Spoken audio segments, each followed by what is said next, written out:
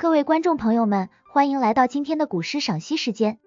今天我们要一同走进唐代大诗人王维的世界，感受他笔下那段充满美丽与哀愁的传奇故事。这首诗叫做《西施咏》，是王维以五言古诗的形式，刻画了一位千古佳人西施的传奇命运。话不多说，赶快来听听他的故事吧。首先，让我们一起来朗读这首《西施咏》吧。艳色天下重，西施宁久微。朝为越溪女，暮作吴宫妃。见日起书重，归来方悟稀。邀人赋脂粉，不自着罗衣。君宠一娇态，君怜无是非。当时浣纱伴，莫得同车归。持谢邻家子，笑贫安可惜。《西施咏》这首诗一开篇就用一句艳色天下重，西施宁久微来点出主题。绝世的美丽总是会被世人推崇与追捧，美丽的西施怎么可能会长期被埋没呢？西施本是越溪的浣纱女，平凡的生活在江边的水乡之间，但命运却给了她一次翻天覆地的机会。一朝间，她成了吴王宫里的爱妃，从布衣小民变为万人之上的贵人。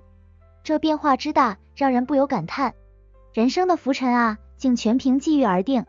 王维在诗中巧妙地展现了西施在成为吴宫妃后生活中的种种细节，比如邀人赋脂粉，不自着罗衣，描绘了她被宠幸后的娇贵，甚至连自己都不需动手穿衣，专门有人来为她打扮。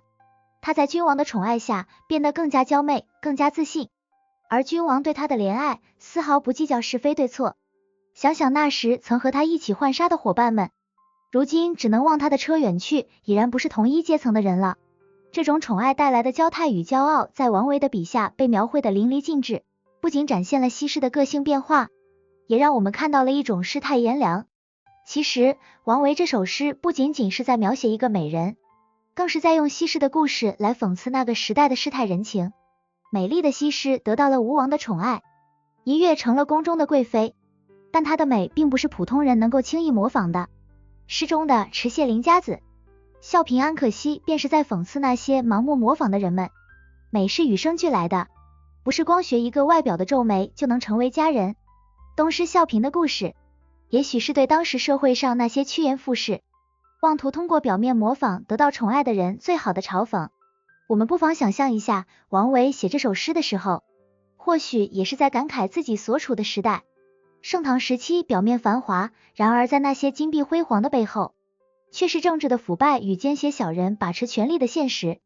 王维是个才华横溢的人，但在这样一个社会里，真正有才之士却被埋没。他借西施的故事，表达了对这些不公平现象的愤慨。也许他自己就是那个为玉石如众人的越溪浣纱女，心中深藏着才华，却没有遇到赏识她的君王。诗歌的结尾给我们留下了深刻的警示，不要盲目模仿别人，尤其是表面的东西。真正的美，真正的价值，往往来自内心，来自独一无二的个性与才华。东施模仿西施皱眉，结果却适得其反。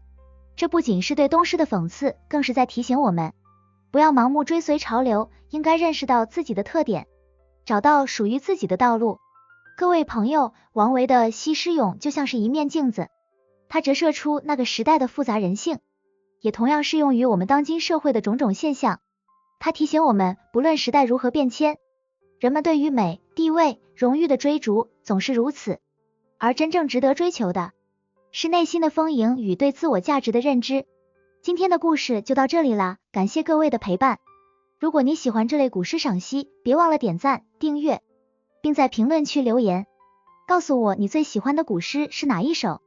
我们下次再见，继续在诗词的世界里畅游。